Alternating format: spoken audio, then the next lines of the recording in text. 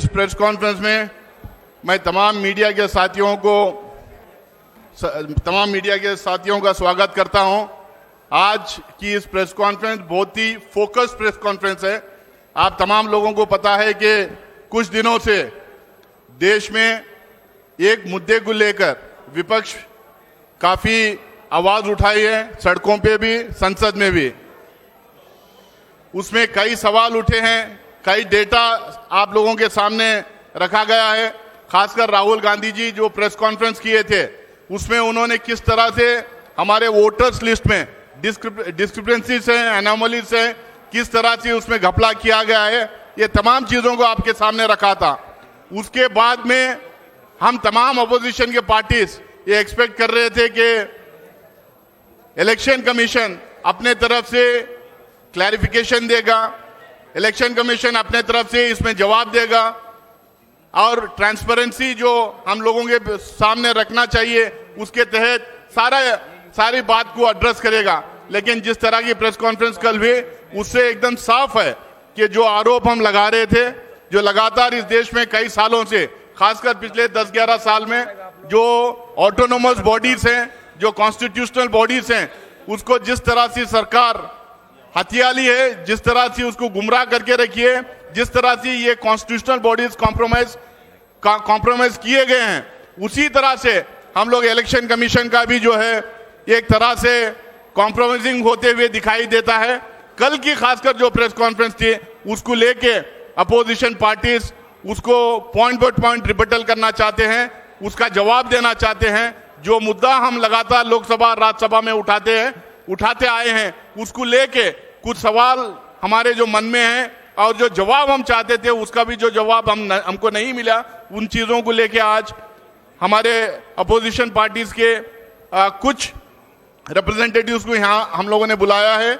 बल्कि सारे 20 पार्टीज के रिप्रेजेंटेटिव्स आना चाह रहे थे, लेकिन हम क्योंकि प्रेस कॉन्फ्रेंस में कुछ ही लोगों को बात करना था तो हम 8 पॉलिटिकल पार्टीज के रिप्रेजेंटेटिव्स को यहाँ पे बुलाए हैं, वो अपनी बात रखेंगे। मैं शुरू करूंगा, इंडियन नेशनल कांग्रेस के गौरव गोगोई जी अपनी बात रखेंगे, उसके बाद में राम गोपाल यादव जी बात रखेंगे, उसके बाद में टीएमसी की महुआ मोइत्रा जी बात रखेंगे, उसके बाद में डीएमके के अभी तिरुचि शिवाजी आए नहीं आए तो वो बात रखेंगे, उसके बाद मनोज झा जी बात रखेंगे, अरविंद सावंत जी शिवसेना से बात रखेंगे, संजय सिंह जी आम आदमी पार्टी से बात रखेंगे और सीपीएम और लेफ्ट ब्लॉक से जॉन ब्रिटास अपनी बात रखेंगे। मैं तमाम लोगों को अपनी तरफ से और तमाम लोगों की तरफ से इस प्रेस कॉन्फ्रेंस में उनका भी स्वागत करते हुए मैं गौरव गोगोई जी को मैं रिक्वेस्ट करूंगा कि वो अपनी बात रखें।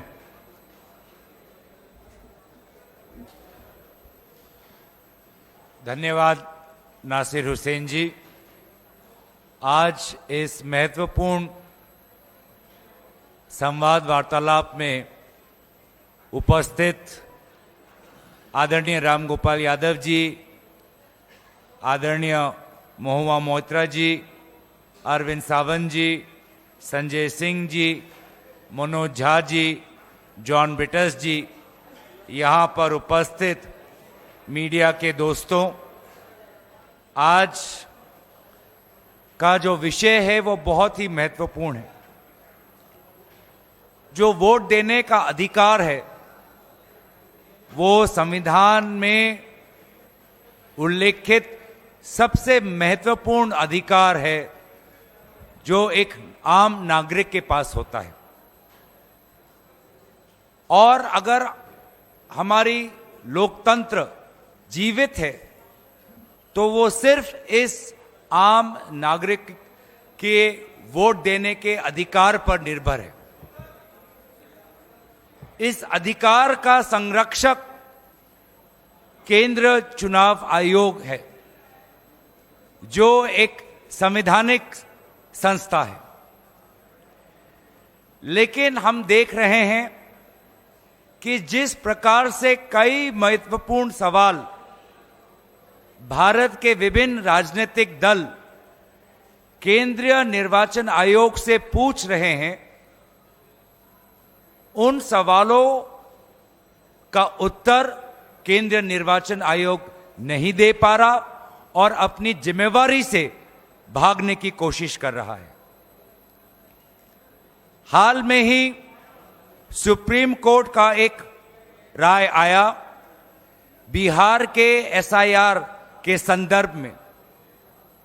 उस राय में केंद्रीय चुनाव आयोग ने जितने भी बात रखे, सारे महत्वपूर्ण बातों को सुप्रीम कोर्ट ने नकारा। इसके बावजूद भी कल जो प्रेस वार्तालाप हमने देखा चीफ इलेक्शन कमिश्नर का, जिसमें उनको अपने चुनाव आयोग की कमजोरियां बतानी थी और विपक्ष के जायज सवालों का उत्तर देना था, उत्तर देने के बावजूद या उत्तर देने के विपरीत उन्होंने कल अपने प्रेस वार्तालाप में राजनीतिक दलों पर सवाल उठाया और एक प्रकार से राजनीतिक दलों पर आक्रमण किया। जबकि बेहतर यह होता कि वे ये बताते कि ये एसआईआर प्रोसेस इतनी हड़बड़ी में, इतनी जल्दबाजी में क्यों कर रहे हैं, जब बिहार में निर्वाचन सिर्फ 3 महीने बाद है। बिना विभिन्न विपक्षी दलों के साथ चर्चा किए हुए क्यों केंद्र चुनाव आयोग हड़बड़ी में एसआईआर वहां पर इंप्लीमेंट कर रही है, इस प्रश्न को लेकर वो मौन थे। वे मौन थे कि किस प्रकार से महाराष्ट्र में लोकसभा और विधानसभा चुनाव के बीच में लगभग 70 लाख नए वोटर किस प्रकार से वोटर तालिका में आए, वे इस प्रश्न पे मौन थे। वे इस प्रश्न पे मौन थे कि क्यों केंद्र चुनाव आयोग ने यह निर्णय लिया कि पोलिंग बूथ पर जो सीसीटीवी फुटेज कैप्चर होता है वो 45 डेज के बाद उसको डिलीट किया जाएगा। क्यों वे मौन थे इस बात पर, जो बात राहुल गांधी जी ने उठाई कि लगभग 1 लाख फर्जी वोटर उनको महादेवपुरा में मिले। वो ये नहीं बता पाए कि किस प्रकार से machine readable electoral vote privacy का उल्लंघन है। वे ये बात नहीं बता पाए क्यों वो सुप्रीम कोर्ट की जो मंशा थी कि 65 लाख वोटर्स किस प्रकार से डिलीट हुए, उसका कारण एक सर्चेबल फॉर्मेट में दें, ये इस बात का विरोध क्यों कर रहे थे। क्यों आखिर वे आधार एक वोटर आइडेंटिटी के प्रमाण के खिलाफ थे। पहले तो उन्होंने एक प्रेस नोट के द्वारा बहुत से सवालों का उत्तर देने की कोशिश की। जब उस प्रेस नोट को पूरी तरीके से देश ने नकारा तो कल उन्होंने प्रेस वार्तालाप की। लेकिन प्रेस वार्तालाप में जो उनकी संवैधानिक कर्तव्य है कि एक निष्पक्ष चुनाव हो, फ्री एंड फेयर इलेक्शन हो, उन्होंने पूरी तरीके से अपने इस जिम्मेवारी को नकारा। और इसीलिए साफ साफ जाहिर होता है कि अब चुनाव आयोग ऐसे कुछ अफसरों के कमान में है जो निष्पक्ष नहीं, साफ साफ एक पक्ष लेते हैं।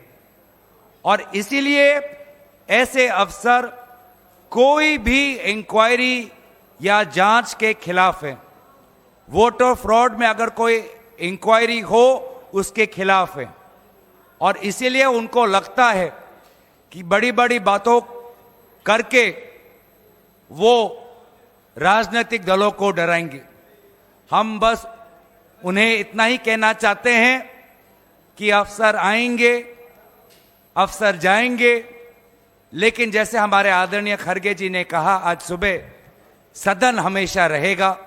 सदन उनके कार्यवाही की गवाही आने वाले दिनों में देगा। उन सभी की कार्यों पर हमारे सदन में उपस्थित सांसद, विभिन्न राजनीतिक दल हम नजर रखेंगे और आने वाले समय में उचित कदम लेंगे।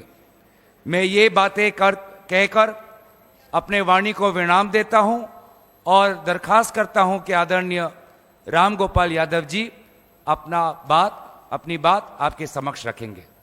आदरणीय राम गोपाल यादव जी।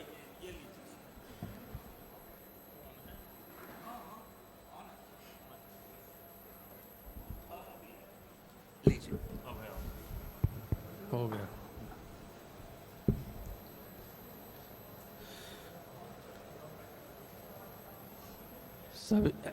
सभी विपक्षी दल के नेताओं और पत्रकार बंधुओं को नमस्कार। आप लोगों ने कल इलेक्शन कमीशन ऑफ इंडिया की प्रेस कॉन्फ्रेंस को अटेंड भी किया है, देखा है और सारे देश ने सुना है। ईसीआई ने बार बार कहा है कि जो आरोप लगाए जा रहे हैं उसको शपथ पत्र के माध्यम से, एफिडेविट के माध्यम से दिया जाना चाहिए।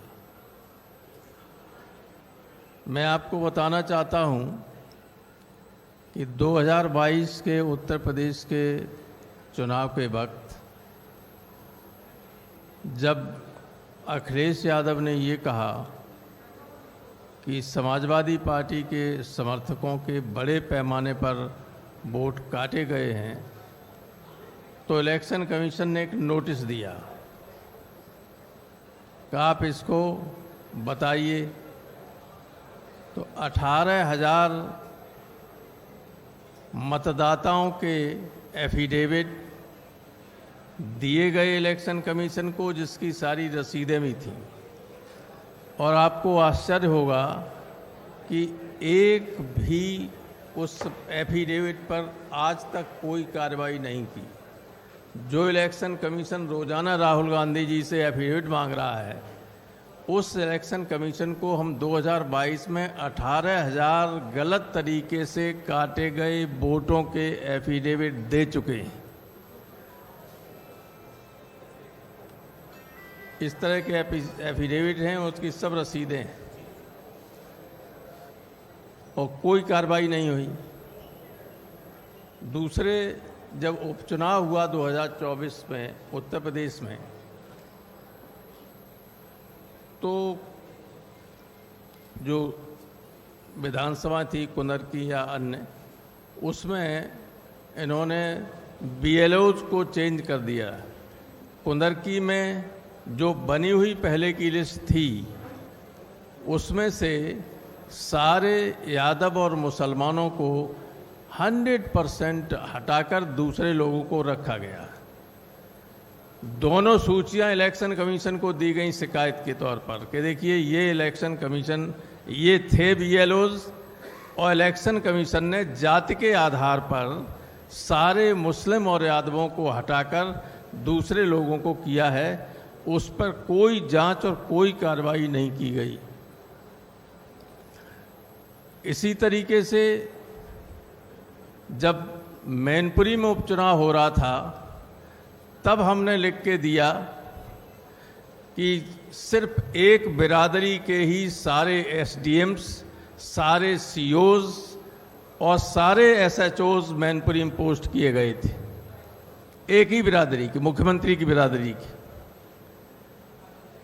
आप जानते हैं कि जब चुनाव होता है तो चुनाव वाले दिन एसडीएम और सीओ गाड़ी लेके चलते हैं, पुलिस और पीएसी उसके साथ होती है।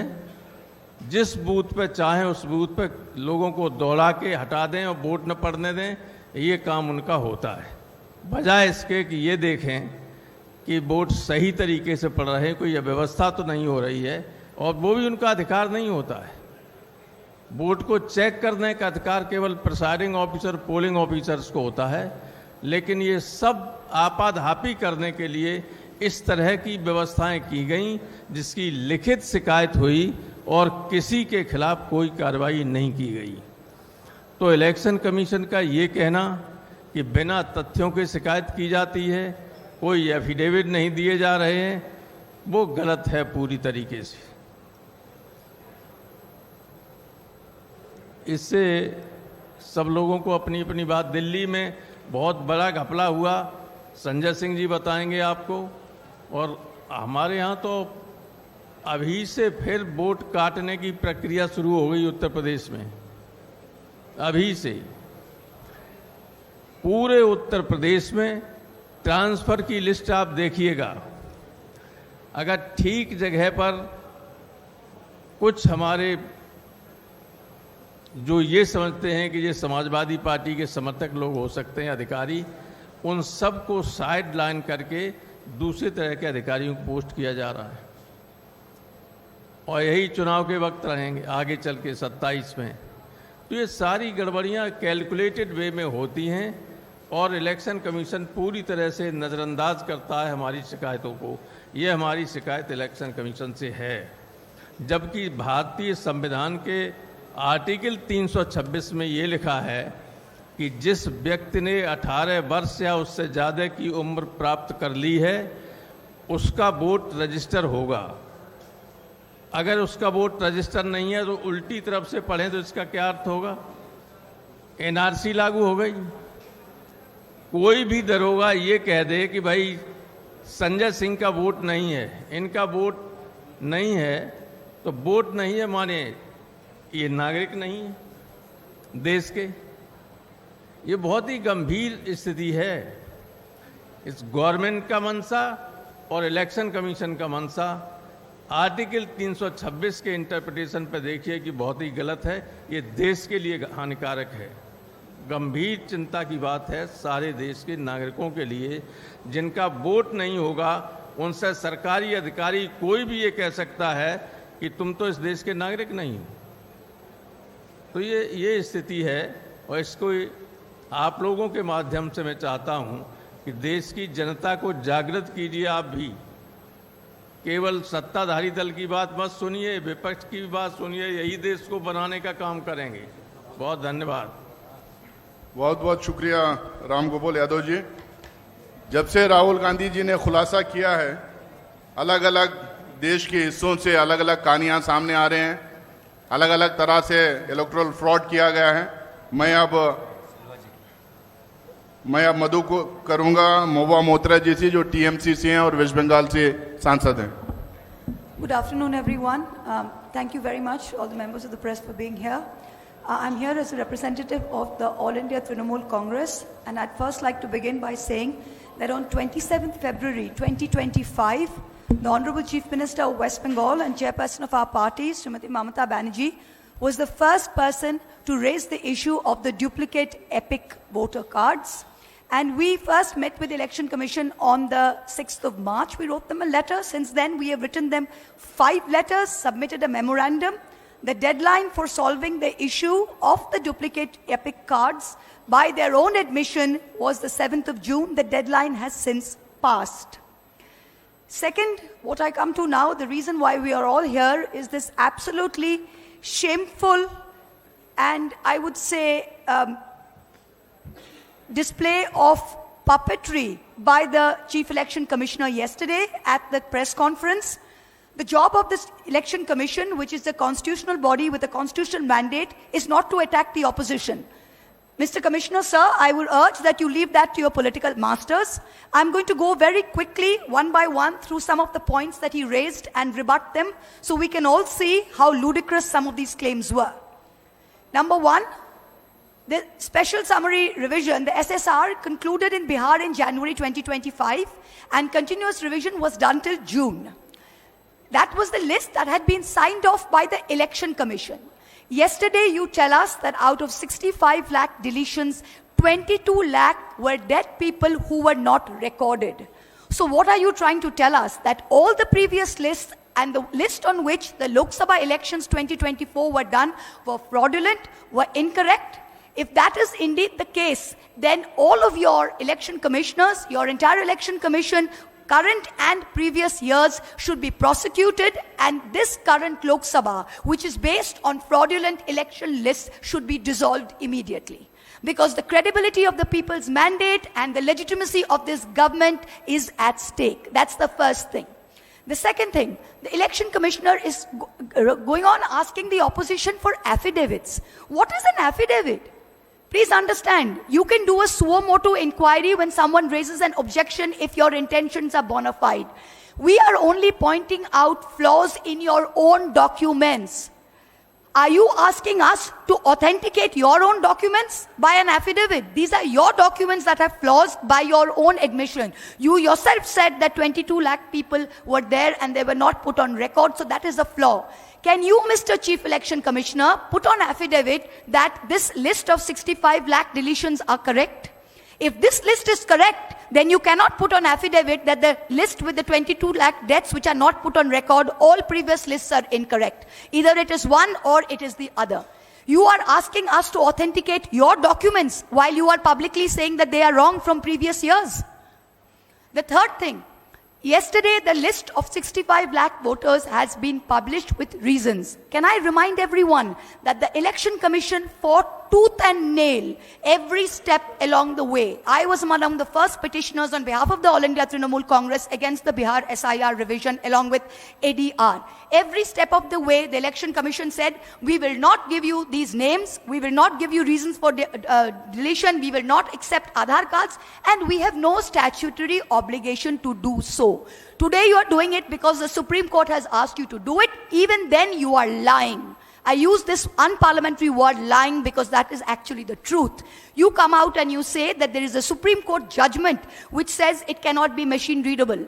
Can I tell you that the 2018 Justice Sikri's judgment, Kamal Nath versus Election Commission of India, paragraph 24, I have the judgment here, only says, however, it is not necessary to go into this aspect. It does not say that machine readable will violate the privacy of an individual. That is completely incorrect. The next point, you say that there are 65 lakh people which have deleted. You have shrunk the Bihar list from 7.9 lakh voters to 7.24. But you refuse to answer any question as to how many of those people have submitted documents or not. You refuse to answer. In the list of 7.24, if 20 to 30% are unable to provide documents, that means you will delete another 2 crore people tomorrow. Is that the situation? The next one. How is it possible that dead people are in the draft list and living people are on the deleted list? How can a dead person be on a draft list? It can only happen because the BLOs were signing the form themselves. This is the only reason, because BLOs were signing the form themselves. Yesterday, the CEC said out of 65 lakh voters, only 28,370 have filed claims and objections. You mean to tell me only 0.4% of those deleted have filed claims and objections? Does that figure of 0.4% not tell you how ridiculous and how riddled with faults this entire exercise is?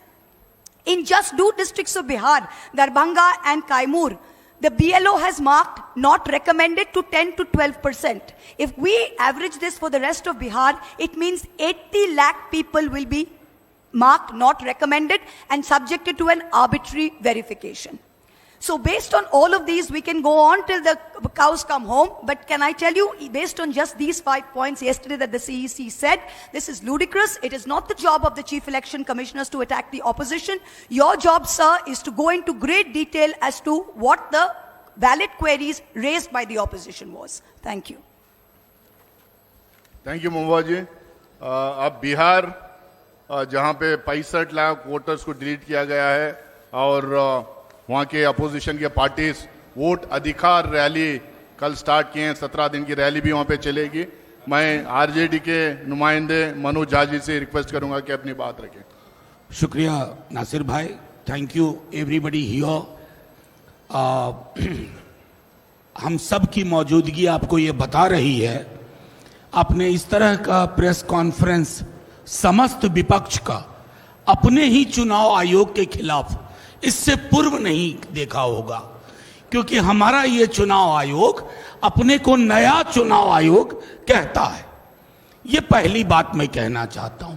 दूसरी बात, कल जब चुनाव आयुक्त महोदय ने press conference की, आप सबको यह एहसास हुआ होगा कि वो हमारे सवालों को क्लैरिफाई नहीं कर रहे थे, स्पष्टीकरण नहीं दे रहे थे, बल्कि वो उस मौके का इस्तेमाल कर रहे थे किसी के इशारे और इरादे को साफ तौर पर पब्लिक डोमेन में रखने का। तीसरी चीज, रविवार का दिन चुना गया क्योंकि कल ही 11 बजे दिन से सासाराम से राहुल जी, तेजस्वी जी और समस्त विपक्ष ने वोट बचाओ यात्रा शुरू की। तो उन्हें लगा कि इस विजुअल को, इस संदेश को कैसे ब्लॉक किया जाए। तो महोदय सामने आए। मैं एक एक पत्रकारों के सवाल को मैंने सुना है, एक भी पत्रकार के सवाल का जवाब नहीं मिला, बल्कि उनके चेहरे की खींच बता रही थी कि उनके पास जवाब नहीं है। मैं कम से कम आप लोग बधाई के पात्र हैं कि आप लोगों को मिसलीडिंग का तमगा नहीं मिला। नहीं तो अब तक चुनाव आयोग हर आपत्ति, हर शिकायत के बदले ये कहता था मिसलीडिंग। हमने कुछ लोग माननीय सर्वोच्च न्यायालय में उपस्थित किए, जो जिंदा लोग हैं, जिनके साथ राहुल जी ने चाय भी पी। अब उसके लिए अगर कोई सरकाज़म में लिखे तो लिख सकता है a great T with ghost, भूतों के साथ चाय एक शाम। और कोई फर्क नहीं पड़ता है चुनाव आयोग को, क्योंकि चुनाव आयोग नकार रहा था। जैसा महुआ ने कहा, हमारे पूर्व के तमाम साथियों ने कहा, जो चीजें आपको सर्वोच्च न्यायालय के बाद करनी पड़ रही हैं, अभी भी कितनी पारदर्शिता है हमें डाउट है। हम तो आपके पास सबसे पहले गए थे, चुनाव आयोग के पास गए थे, हमने दरखास्त की थी। आज कहना नहीं चाहता आपका व्यवहार क्या था। आप में से अधिकांश लोगों के साथ बाइट में हमने बाहर कहा कि मीटिंग सौहार्दपूर्ण नहीं थी, आप सुनना नहीं चाह रहे थे।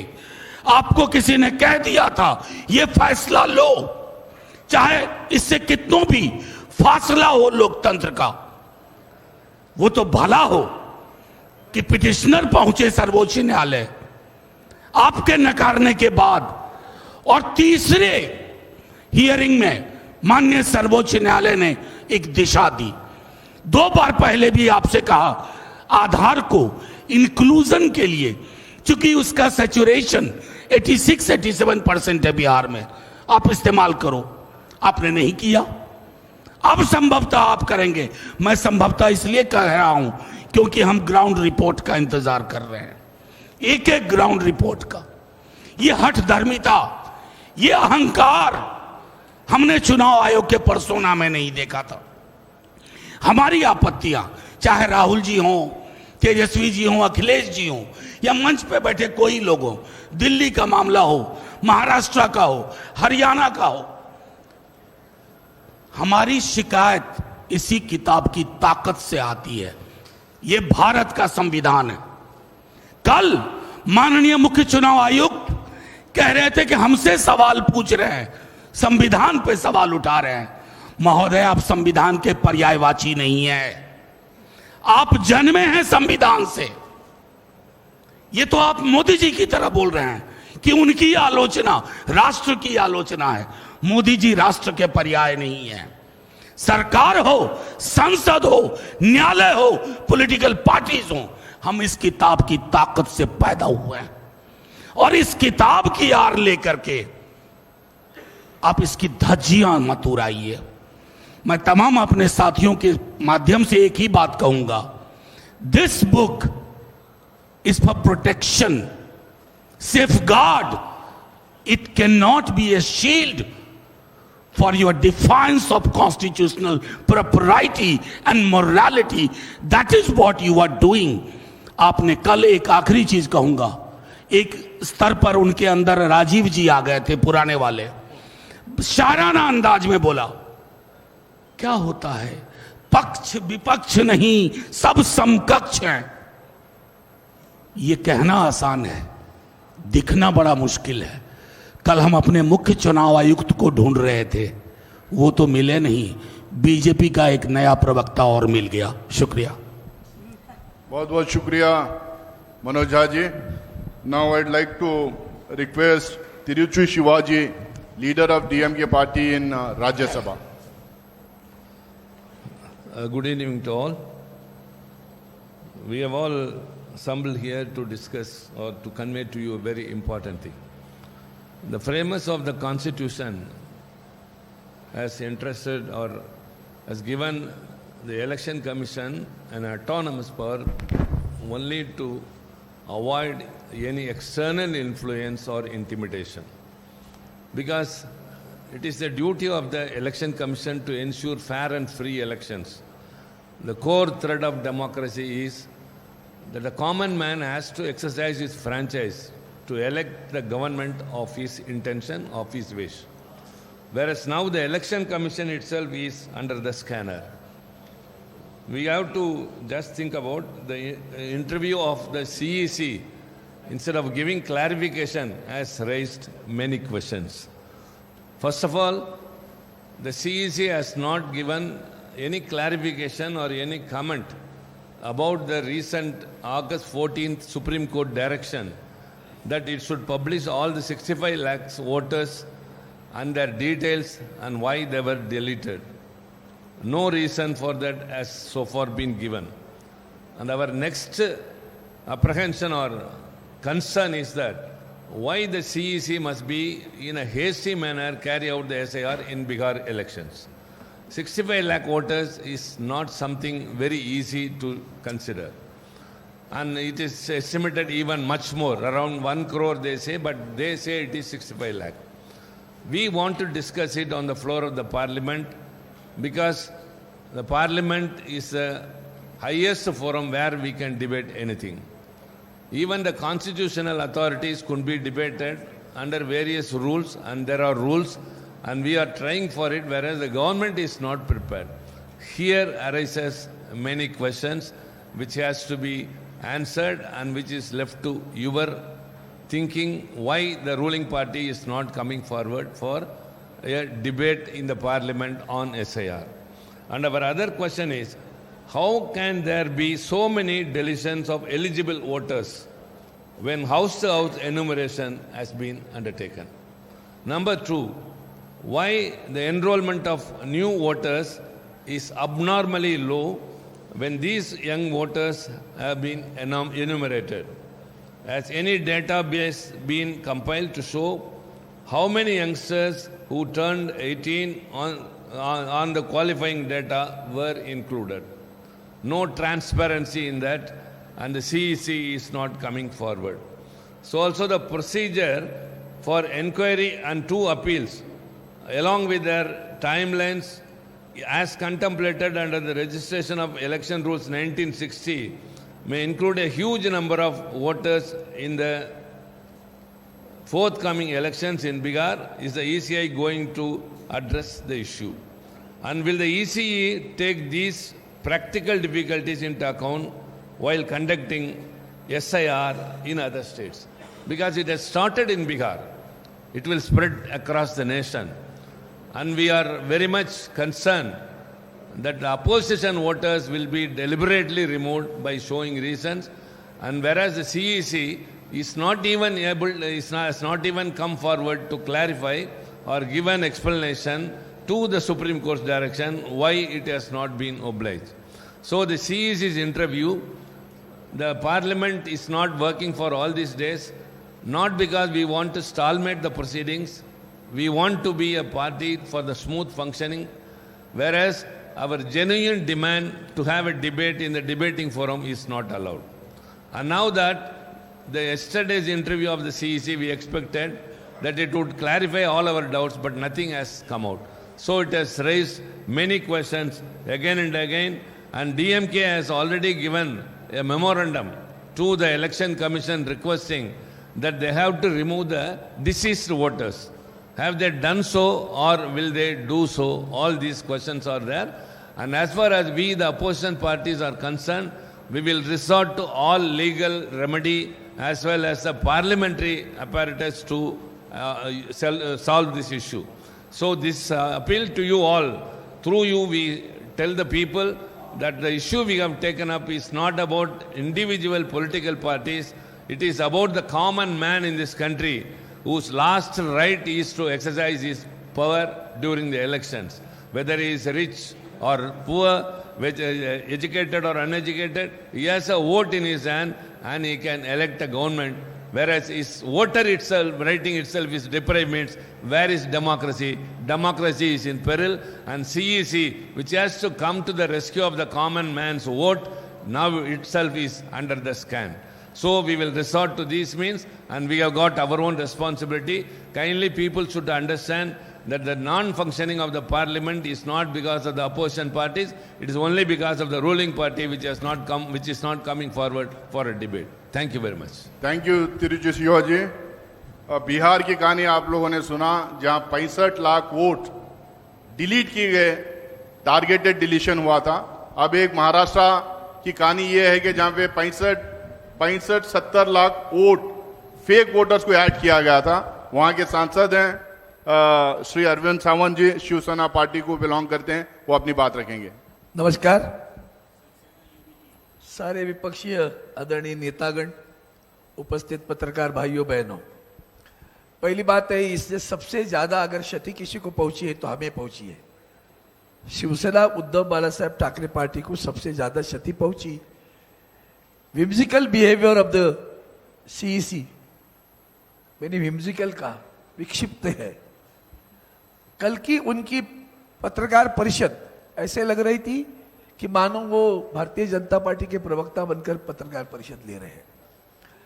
कल उन्होंने जो बयान दिए, हमने 70 लाख की बात अभी सभी लोगों ने की, हमने उस पर बार बार मांग की। लोकसभा के चुनाव में हमारी महाविकास आघाड़ी बहुत यशस्वी रही, सबसे ज्यादा सांसद चुनकर आए, और विधानसभा 5 महीने के बाद में 5 बजे के बाद 46 लाख से ज्यादा लोग वोट करते हैं, तो उसके बारे में हमने सीसीटीवी की मांग की। तो कल भी हमारे मुख्य चुनाव आयुक्त जी ने कहा कि हम ये नहीं दे पा रहे हैं क्योंकि महिलाओं की गोपनीयता और सुरक्षितता की बात आती है। अरे भैया, ये क्यों, वही कौन सा तरीका है? चुनाव वोटिंग के लिए महिलाएं हो, पुरुष हो, सब लाइन में खड़े हैं ना, कतार में, उसमें कौन सी गोपनीयता आती है? ये जो उन्होंने जवाब दिया, उस पर आप समझना चाहिए कि चुनाव आयोग किस तरह से बर्ताव कर रहा है और किस तरह से भारतीय जनता पार्टी को डिफेंड कर रहा है। अब रही बात क्षति की बात, कहता हूं तो इसके बाद में ये 70 लाख वोट जो दादा मिले, आज तक उन्होंने उसका जवाब दिया नहीं है। हम बार बार उनसे मांग करते हैं मीटिंग की, मेरे पास अभी प्रूफ है। हाल ही में हमने उनसे मांग की तो हमें बताया 5 तारीख, 7 तारीख, 12 तारीख, 14 तारीख, 26 तारीख, अगस्त की इतनी तारीख है, उसमें से आपको कौन सी सुविधा है बताओ। हमारे पार्टी के सचिव है अनिल देसाई जी ने, उन्होंने कहा 12 अगस्त को हमें चाहिए, तो कहा नहीं, 12 तारीख का शेड्यूल फाइनल हुआ है। 12 तारीख को किसको मिले? जिनको इन्होंने हमारा चुनाव चिन्ह और हमारा नाम भी पार्टी का दे दिया। उस वक्त भी कल उन्होंने एक बयान दिया, हम पक्ष विपक्ष नहीं देखते। नहीं देखते हो, फिर सिर्फ विधायक गए करके पार्टी का नाम कैसे दे दिया? फिर आपने हमसे, उन्होंने जब हमने कहा कि हमारे मेंबरान इतने हैं, 40 लाख फॉर्म भर दिए, फिर हमने ऑफिशियल जो हमारे पदाधिकारी गए उनके फॉर्म भर दिए, उन्होंने कहा फॉर्म नहीं चाहिए, एफिडेविट चाहिए। हमने एफिडेविट दे दिए, सामने वाले एफिडेविट भी नहीं दे पाए थे, उसका जिक्र ही नहीं किया, हमारा नाम और चुनाव चिन्ह दिया। अब पक्ष विपक्ष नहीं देखते हो, फिर क्या देखते हो? वही तो देखकर तो किया है, किसके इशारे पर किया है, और आज भी किसके इशारे पर उन्होंने कल पत्रकार परिषद ली, जबकि सुप्रीम कोर्ट में 2 दिन के बाद सुनवाई है, ये पत्रकार परिषद ले रहे हैं। इससे आप समझ सकते हो कि देश के संविधान को ठेस है। देश के अभी हमारे मनोज जारी हमारे किताब बताई, हमारे संविधान बताया, जिस संविधान ने हमें वोट का हक दिया है वही छीनने की बात है।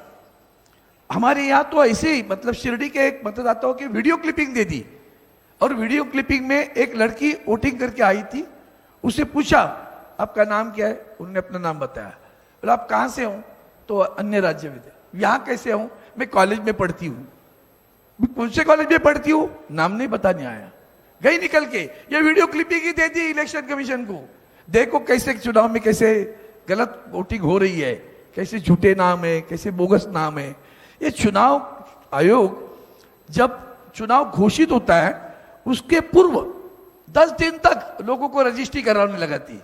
अब कहते हैं कि अगर आपको ऑब्जेक्शन लेने तो फॉर्म नंबर 7 भर दो। कब भरेंगे? चुनाव शुरू हुआ, प्रोसेस शुरू हुई, काम शुरू हुआ, वहां तो किसकी किसकी रजिस्ट्री हुई किसी को पता नहीं है। ये इसी तरह से बोगस वोटिंग रजिस्ट्री करवा लेते हैं। और बिहार और बंगाल में उनका जो दिमाग में जो है ना, वो उसी की कार्रवाई है। मृत घोषित मृत व्यक्ति बताकर जिंदे व्यक्ति का नाम निकाल दिया आपने। एक महीने अंजुम करके कोई पत्रकार है, उन्होंने बताया था, एक महिला से उन्होंने इंटरव्यू लिया, फिर महिला बता रही है मैंने बताया मुझे फॉर्म दे दिया। आप बार बार पोर्टल की बात करते हो। गंवार लोग है भैया, मोबाइल नहीं है हाथ में, तुम्हारा नेटवर्क नहीं मिलता, कहां से पोर्टल पे जाके ढूंढे कि मेरा नाम आया कि नहीं आया। उस महिला, अनपढ़ महिला से पूछते तुम्हारी माँ का बर्थ सर्टिफिकेट दे दो ना। अभी माँ का बर्थ, मेरी माँ का भी बर्थ सर्टिफिकेट मुझे नहीं मिलेगा। यह तरीका है चुनाव आयोग का। पक्ष विपक्ष नहीं देखते हो, आप पक्ष को ही देख के काम करते हो। और इसलिए हम सभी लोग इकट्ठे आकर एसआईआर पर जो मांग कर रहे थे, उस मांग को लेकर सरकार आगे कदम नहीं उठा रही है। हम सब, सिर्फ पार्टियां नहीं, देश की जनता देख ले कि किस तरह से ये झूठा कारोबार करके सत्ता पे आते, उसके ऊपर सब लोग इकट्ठा होना चाहिए। धन्यवाद। बहुत बहुत शुक्रिया Arvind Sawant ji. Now I would like to request John Brittas, member Rajya Sabha, who is representing CPIM and the left bloc. My dear friends, an imperfect voters list compromises the fairness and integrity of democratic discourse. We, the opposition parties, the entire spectrum from left to TMC, from AAP to Congress, firmly believe that the CEC has forfeited his right to be in that constitutional position. And he has virtually declared war on the opposition parties by his press conference. I will remind him about the press conference done by one of his predecessors, Mr. T.N. Seshan, wherein he had said that I am not part of the Indian government. I am part of the structure of the Indian nation. That was the profound statement done by none other than T.N. Seshan. From the beginning, the government had an ulterior motive to make election commission the B team of the government. That was the reason why in 2023, the government brought in a law to circumvent the judgment of the 5-member constitutional bench of the Supreme Court. But I would say that yesterday's press conference of Mr. Ganesh Kumar, he was not speaking everything false or falsehood.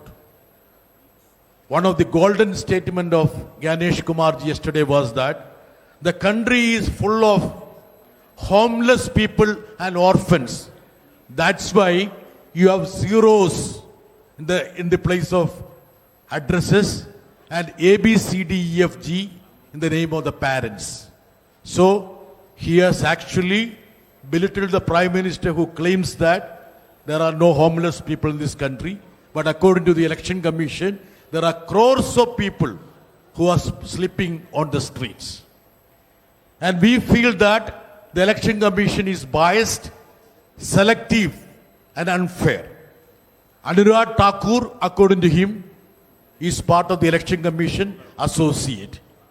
When the journalist asks a question, why are you not responding to the statement made by Anurag Thakur? The response was that my response is graded. Doesn't mean that he's upgrading the status of Anurag Thakur from a politician's status to the constitutional body status. And isn't the fact that Anurag Thakur also had invaded into the privacy of the individuals. He talked about one lady, Maimuna, having 3 votes in Kerala, whereas the so-called Maimuna were 3 individuals in 3 polling booths. So we feel that there is a design, diabolic game to make the voters list adulterate from Kerala to Kashmir. In Kerala, the lone seat the BJP has won has been managed by unfair, fraudulent means. Suppose the BJP decides they don't have a chance in other constituencies. They will bring all their sympathizers to one constituencies and they will concentrate in that seat and they will win. So this has created a situation wherein we have no other option but to ensure that a protest is there so that the constitutional body adheres to the rules of the business. Thank you very much. ये हिंदी में बोलना है नहीं वो ये संजय जी ये Thank you, John Britas ji. Now I would like to request Sanjay Singh Saab from Aam Aadmi Party to address the media. सभी विपक्षी दलों के महत्वपूर्ण नेताओं ने अपनी बात आपके समक्ष रखी। कल चुनाव आयुक्त ज्ञानेश कुमार जी की बात को सुन के लगा कि उनका नाम दरअसल अज्ञानेश कुमार होना चाहिए। अज्ञानता की बातें की उन्होंने। या तो वो मूर्ख हैं या जानबूझ के मूर्ख बन रहे हैं या वो हम लोगों को मूर्ख समझते हैं। ऐसी ऐसी बातें, ऐसी ऐसी तर्कहीन, तथ्यहीन बातें उन्होंने की, हम लोग सुन के हैरान हैं। उनसे जो सवाल पूछे गए उसका एक भी जवाब उन्होंने नहीं दिया। आपने 1 महीने के अंदर 25 जून से 25 जुलाई तक एसआईआर में 65 लाख वोट काट दिए बिहार के अंदर, एक भी वोट नहीं जोड़ा आपने। आपने 65 लाख वोट काट दिए। आप कह रहे हैं आप एसआईआर कर रहे हैं, स्पेशल इंटेंसिव रिवीजन, और उस रिवीजन में आपको एक भी आदमी पूरे बिहार में वोट जोड़ने लायक नहीं मिला। ये कैसा एसआईआर है आपका? आपने कहा 22 लाख लोग मर गए, उनके नाम काट दिए हमने। आप उस बिहार में 1 महीने के अंदर सारा प्रमाण पत्र चाहते हैं जहां का बड़ा क्षेत्र बाढ़ में पीड़ित रहता है। आप उनसे कह रहे हैं अपना निवास प्रमाण पत्र लेके आओ, अपने माताजी का निवास प्रमाण पत्र लेके आओ, अपने पिताजी का निवास प्रमाण पत्र लेके आओ, पूरे घर का आप प्रमाण पत्र लेके आओ।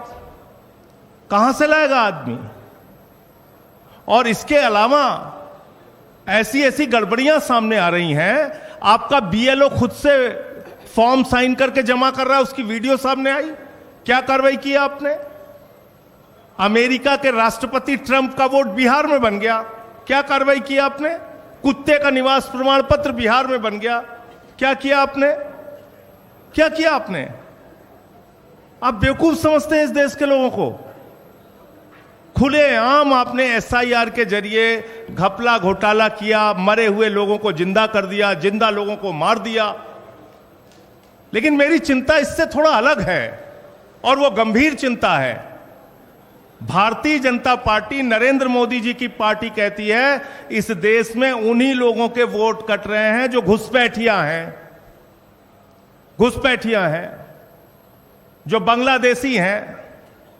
तो 22 लाख तो बिहार में कह रहे हैं मर गए इसलिए हमने काट दिए। अब 43 लाख जो वहां पे बचे हैं वो सब घुसपैठिया हैं। उनके लिए डिटेंशन सेंटर बनेगा, वो सब पकड़ पकड़ के बांग्लादेश भेजे जाएंगे। वो उनको हिंदुस्तान में रहने का हक नहीं है। वो जो सुप्रीम कोर्ट में गए थे, उन्होंने कहा था कि मैं जिंदा हूं, अब वो बांग्लादेश जाएंगे क्योंकि वो घुसपैठिया हैं। बीजेपी कह रही है वो घुसपैठिया हैं। एक आईएएस अधिकारी हैं व्यास साहब, व्यास साहब रिटायर्ड आईएएस अधिकारी हैं, पति पत्नी दोनों के नाम काट दिए गए। अब वो घुसपैठिया हैं, वो डिटेंशन सेंटर में रहेंगे, वो बांग्लादेश जाएंगे। आप देश को आपने तमाशा बना रखा है। आप कह रहे हैं चुनाव आयोग को वोट चोर कहना संविधान के खिलाफ है, वोट चोरी करना संविधान के मुताबिक है। वाह भैया, वोट चोर कहना संविधान के खिलाफ है, वोट चोरी करना संविधान के मुताबिक है, वोटर लिस्ट में भ्रष्टाचार करना संविधान के मुताबिक है। आप कहते हैं शिकायत नहीं की गई आपको। मैं दिल्ली का उदाहरण बताता हूं। दिल्ली में केंद्रीय मंत्रियों के घर पे 33 वोट बने, 25 वोट बने, 22 वोट बने, सांसदों के घर में 15 वोट बने। मैं खुद केजरीवाल जी के नेतृत्व में जाके शिकायत हमने लिखित रूप से दे के आए थे हम लोग। कोई कार्रवाई आपने नहीं किया। आपने नई दिल्ली विधानसभा क्षेत्र में 42,000 वोट काट दिए, 42,000 वोट चुनाव शुरू होने से पहले। 14 विधानसभाओं में भारतीय जनता पार्टी के कार्यकर्ताओं ने हजारों वोट कटवाने की एप्लीकेशन दी। ये सारी लिखित शिकायत, मिल के शिकायत, अनुरोध करके शिकायत, बार बार कह के शिकायत हम लोगों ने चुनाव आयोग में जाके की। आज तक कोई कार्रवाई आपने नहीं किया। समाजवादी पार्टी के रामगोपाल जी ने बताया, उन्होंने एफिडेविट पर शिकायत किया। महाराष्ट्र के अरविंद सावंत भाई ने बताया और तमाम लोग, बंगाल में ममता जी ने बताया कि कैसे आपने फ्रॉड किया वहां पे। लेकिन आप कोई कार्रवाई नहीं करते। फिर कह रहे हैं कल की प्रेस कॉन्फ्रेंस से ज्यादा तो मुझे हंसी परसों का उनका चिट्ठी देख के आई। उनका जो लेटर आया सामने, उसका पॉइंट नंबर 7 में पढ़ रहा था। कहने लगे साहब गड़बड़ी हुई है, लेकिन राजनीतिक दलों ने हमें नहीं बताया कि गड़बड़ी हुई है। तो मैंने कहा ये तो वही किस्सा हो गया कि एक बदमाश थानेदार आया एक इलाके में, उस थानेदार ने अपने सिपाहियों के साथ मिलकर इलाके में डकैती डाल दी। डकैती डाल दी तो फिर वो थानेदार पकड़ा गया। थानेदार जब पकड़ा गया तो थानेदार ने कहा कि साहब इस इलाके के लोगों ने बताया ही नहीं कि डकैती डालना गलत बात है, चोरी करना गलत बात है। भैया एसआईआर आपने शुरू की, वोटर लिस्ट ठीक करना आपका काम है। 2018 का सुप्रीम कोर्ट का जजमेंट है, वोटर लिस्ट ठीक करना सिर्फ और सिर्फ चुनाव आयोग की जिम्मेदारी है। आप विपक्षी दलों को धमका रहे हैं, कह रहे हैं कि ये संविधान के खिलाफ बोल रहे हैं। हम लोग संविधान बचाने की लड़ाई लड़ रहे हैं। मताधिकार एक ऐसा अधिकार है जो बाबा साहब डॉक्टर भीमराव अंबेडकर जी ने भारत के संविधान में दिया और कहा कि राष्ट्रपति के वोट की गिनती भी एक होगी और गांव में रहने वाले मजदूर के भी वोट की गिनती एक होगी। हम इसकी लड़ाई लड़ रहे हैं, हम इसके लिए काम कर रहे हैं। और ये वोटर लिस्ट की गड़बड़ी जानबूझ के आप कर रहे हैं। इसमें आपने कल अपने आप को एक्सपोज किया पूरे देश के सामने। आप कह रहे हैं महिलाओं की प्राइवेसी भंग हो जाती है। वोटर लिस्ट की जब वोट देने के लिए लाइनें लगी होती हैं महिलाओं की, मैंने तो महुआ जी से कहा कि इस बार जब वोट देने के लिए जाना तो किसी मीडिया वाले को अपनी वीडियो मत बनाने देना, क्योंकि आपकी प्राइवेसी भंग हो जाएगी उससे। भाई बताइए, आप पूरे देश का चुनाव दिखाते हैं, कश्मीर से लेकर कन्याकुमारी तक महिलाएं लाइन में लगी हैं, वो आप दिखाते हैं। उनका इंटरव्यू आप लेते हैं, वो आप दिखाते हैं। 45 दिन तक आपके खुद के नियम में आज भी लिखा हुआ है कि आप सीसीटीवी फुटेज देंगे, तब प्राइवेसी भंग नहीं होगी। तो इसलिए आपने सरासर झूठ बोला, सीना ठोक के कल झूठ बोला। चुनाव आयोग ने कल पूरे देश को यह बताने का काम किया कि वास्तव में उन्होंने भारतीय जनता पार्टी के साथ मिलकर चुनावी घोटाला किया है और चुनाव को प्रभावित करने का काम कई राज्यों में किया है। वही खेल आप बिहार में करने जा रहे हैं। दिल्ली में आपने खुलेआम ये सारा काम किया है। तो मैं सिर्फ इतना कहना चाहता हूं कि आप जांच से बचिए मत, जांच कराइए। जो तथ्य आपके सामने लाए गए हैं अब तक, जिन राज्यों के, अलग अलग राज्यों के तथ्य आपके सामने लाए गए हैं, जब तक आप इन सब की जांच नहीं कराते, आपकी निष्पक्षता पे आप कह रहे हैं ना हम समकक्ष हैं, न पक्ष न विपक्ष न समकक्ष।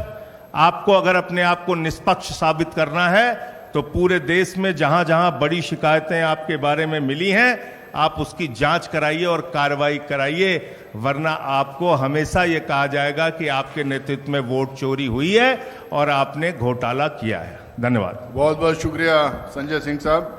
अब अपोजिशन पार्टीज के तमाम रिप्रेजेंटेटिव्स अपनी अपनी बात रखे हैं। कुछ सवाल हम जरूर लेंगे, तो जो भी सवाल पूछना चाह रहे हैं अपना हाथ उठाए, हम जिसको भी इशारा करेंगे वो अपना जी। काफ़ी चर्चा चल रही है कि election commission, since everyone is saying कि इलेक्शन कमीशन बायस्ड है, it is acting as a spokesperson of the BJP, तो इस पे भी आज सुबह चर्चा हुई कुछ अपोजिशन पार्टीज में कि चीफ इलेक्शन कमिश्नर के खिलाफ इम्पीचमेंट मोशन लाया जाए, तो उस पे कुछ खुलासा करेंगे कि are you serious about moving this?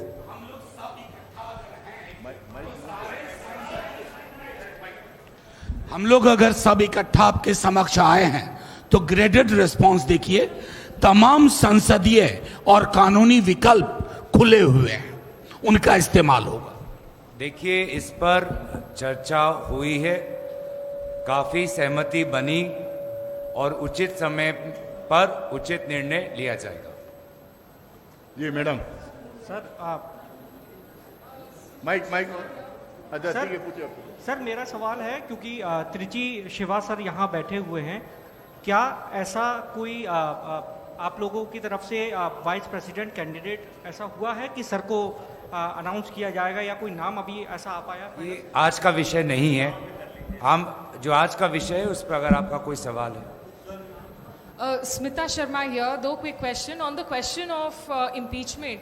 Is it actually even a possibility, or is there a constitutional immunity from prosecution for the office? And B, इस वक्त होना क्या चाहिए? क्या SIR को बिहार में रोककर बाकी दो जगहों में डिफरेंट टाइम फ्रेम में करना चाहिए, या SIR प्रोसेस को ही हटा देनी चाहिए? Can I add my question to this? क्या इलेक्शन कमीशन की स्वतंत्र निष्पक्ष चुनाव कराने पर आपका विश्वास अभी भी कायम है?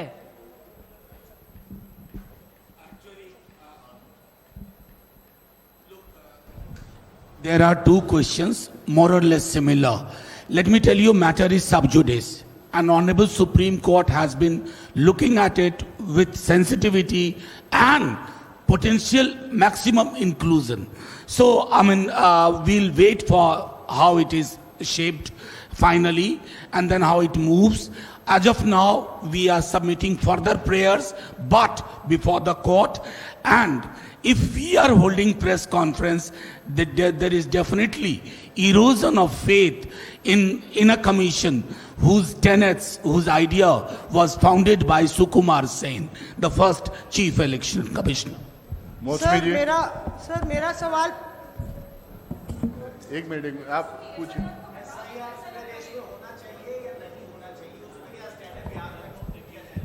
भैया, जैसे SIR ये करा रहे हैं, ये तो मजाक है ना अपने आप में। ये तो वोट काटो की योजना है कि हमें टारगेट करके वोट काटना। ये SIR थोड़ी है। 1 महीने के अंदर आप पूरा प्रमाण पत्र मांग रहे हैं, बाढ़ प्रभावित क्षेत्रों की भौगोलिक स्थितियों को नजरअंदाज कर रहे हैं, लोग कैसे अपने सर्टिफिकेट्स देंगे, कैसे अपने कागज देंगे, उसको आप मान नहीं रहे हैं, आधार आप मान नहीं। ये तो वोट काटो योजना है ना, ये SIR कहाँ है? इसलिए हम इसका पूरी तरीके से विरोध करते हैं। ये इस प्रकार से SIR तो कतई चल ही नहीं सकता है।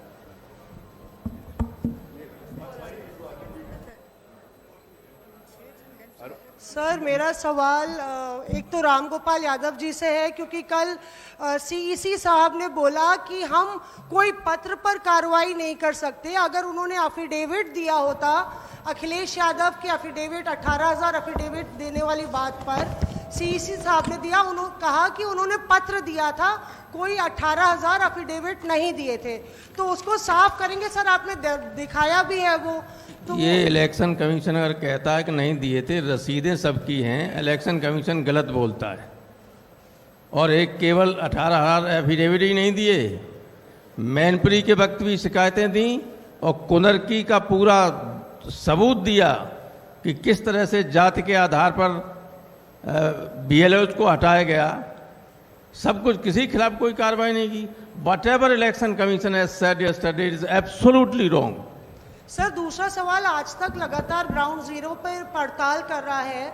हम लोग ने SIR पे लगातार सीरीज की हैं, और जो जिला प्रशासन है वो कह रहा है कि ये रिपोर्टें सारी भ्रामक हैं, मिसलीडिंग हैं और झूठ हैं। किस तरह से आप लोग इस पर रिएक्ट करते हैं? देखिए, हम बार बार कहते हैं कि चुनाव आयोग ने आज जो अपनी संवैधानिक कर्तव्य है कि ये जो गंभीर मामले जो विपक्षी दलों ने, विभिन्न मीडिया के साथियों ने उठाया, उस पर जांच होनी चाहिए। वे जांच से इतना कतराते क्यों हैं? जांच से क्यों इतना भागते हैं? आखिर हम अपने हक के नहीं, हम जनादेश के हक में, जनता के हक में, लोकतंत्र के हक में हम अपनी बात उठा रहे हैं। आपका भी जो चैनल है वो कोई राजनीतिक चैनल तो नहीं है। तो ये बार बार जो ये जांच से कतरा रहे हैं, स्पष्ट सवाल का स्पष्ट उत्तर नहीं दे रहे हैं, घुमा फिरा के बातें करते हैं प्रेस वार्तालाप में, प्रेस नोट के द्वारा। मुझे लगता है कि चुनाव आयोग ही आज चुनाव आयोग का शत्रु बन चुका है। चुनाव आयोग का कर्तव्य है कि आज के समय में वो अपनी विश्वसनीयता को बढ़ाए, लेकिन आज मुख्य चुनाव आयोग जो चीफ इलेक्शन कमिश्नर है वो ही सबसे बड़े चुनाव आयोग के शत्रु बन गए। सर, एसआईआर पर सुप्रीम कोर्ट ने आदेश दिया कि जो वोटर्स के नाम काटे गए हैं उनका नाम और कारण सार्वजनिक किया जाए। तो क्या विपक्षी पार्टियों को नहीं लगता है कि सुप्रीम कोर्ट का जो आदेश है उसके इम्प्लीमेंटेशन का वेट कर लेना चाहिए? पहला। दूसरा कि क्या जो आदेश दिया था उन्होंने, इस रामगोपाल जी ने कहा कि हम पहले भी जो है वो एफिडेविट देते रहे हैं चुनाव आयोग में, तो जब चुनाव आयोग एफिडेविट मांग रहा है तो देने में बुराई क्या है? आप कहते हैं कि डाटा आपका नहीं है, लेकिन डाटा तो वहीं से आया है सर। तो एफिडेविट पहले भी पार्टियां देती रही हैं, तो अब देने में क्या इशू है?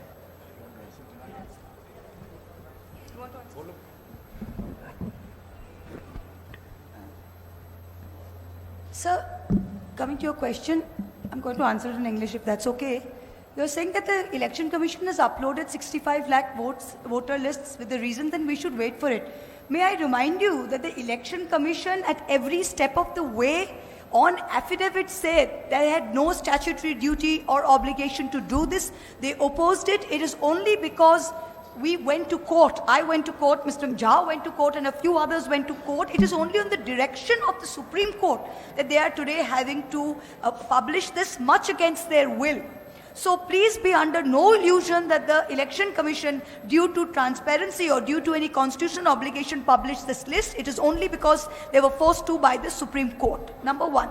The second thing that you're going on about affidavit. What is an affidavit supposed to be? An affidavit is for an official or a legal document to authenticate something.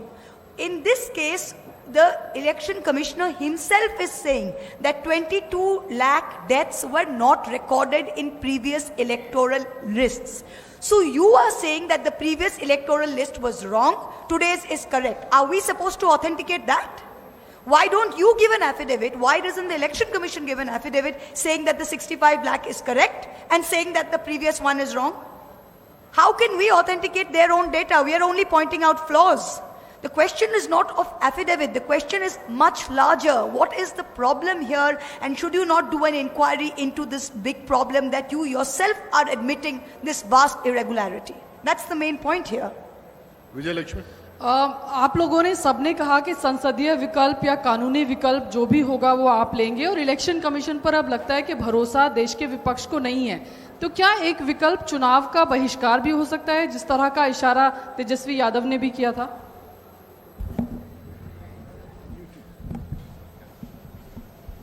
देखिए, उस अतिरेक तक मत ले जाइए।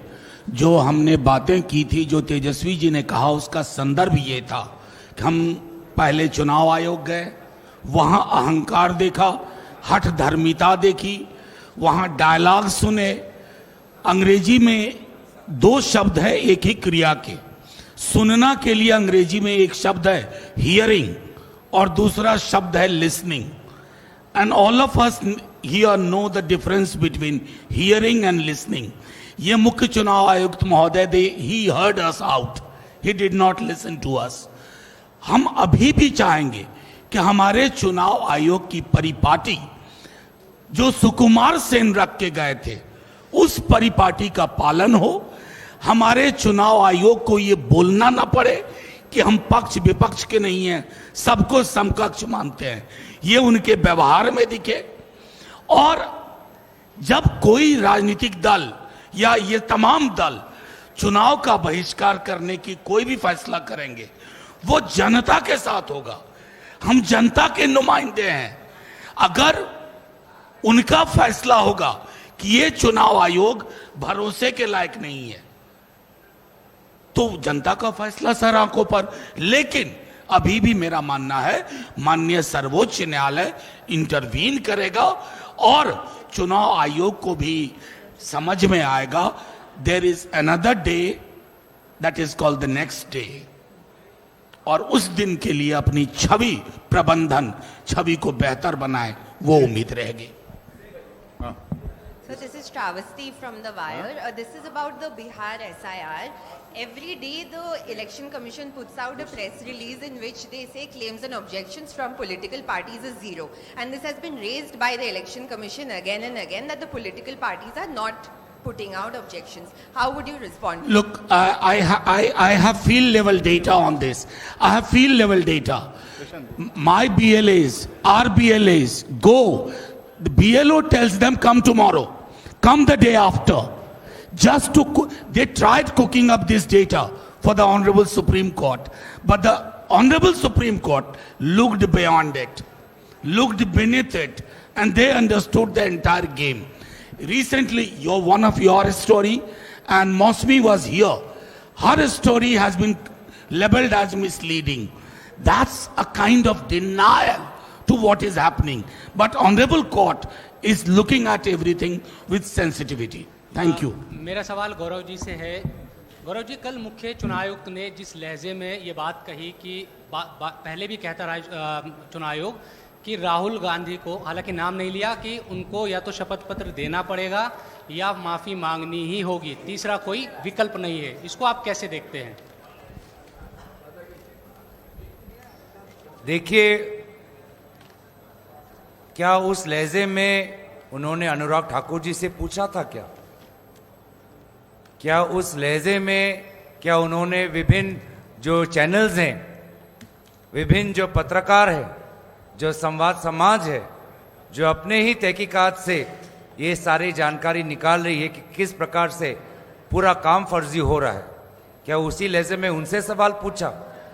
तो लहजे में ही हमको पता चल गया है कि जैसे कि हमारे साथियों ने कहा कि एक संवैधानिक पद पर बैठे हुए एक जिम्मेदार अफसर की बात हम नहीं सुन रहे थे। शायद कोई बीजेपी के प्रवक्ता की आत्मा उनके शरीर में आ गई थी और उसकी आवाज को हम सुन रहे थे।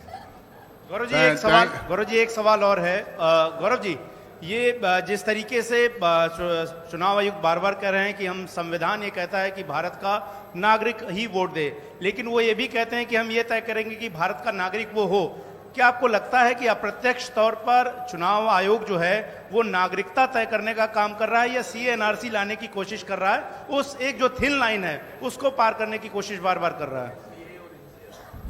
एक्चुअली ये भी मामला बहस के अधीन है और चुनाव आयोग ने, माननीय सर्वोच्च न्यायालय ने अपने शब्दों में एक बात कह दी थी कि ये संवैधानिक प्रावधान है, लेकिन जिस तरह से आप सोचते हैं इसको अंग्रेजी में डोमेन ट्रेसपासिंग कहते हैं। Thank you so much. देखिए, एक सवाल बार बार आ रहा था कि एसआईआर हम चाहते हैं या नहीं चाहते हैं। हम चाहते हैं चर्चा, हम चाहते हैं बहस। हिंदुस्तान में अगर कोई सबसे बड़ा फोरम अगर है जहां पे चर्चा हो सकता है तो वो पार्लियामेंट है। तमाम अपोजिशन पार्टीज लगातार ये पूरे सेशन में चर्चा की मांग कर रहे हैं। वहां पे तय होगा कि एसआईआर होना नहीं होना, कौन करेंगे नहीं करेंगे, आगे क्या होना चाहिए, सब वहां चर्चा होती है। तो हमारी मांग है कि एसआईआर के ऊपर एक विस्तार से चर्चा दोनों हाउसेस में होना और वहां पे बहस के बाद डिसीजन होगा क्या होना नहीं होना। और जहां तक सीईसी के डराने धमकाने की बात है, हम वोट के अधिकार की मांग कर रहे हैं, उसकी रक्षा के लिए किसी भी हद तक जा सकते हैं। बहुत बहुत धन्यवाद। और तमाम मीडिया के दोस्तों के लिए रिफ्रेशमेंट अरेंज किया गया है, प्लीज चाय पानी लेके जाइए।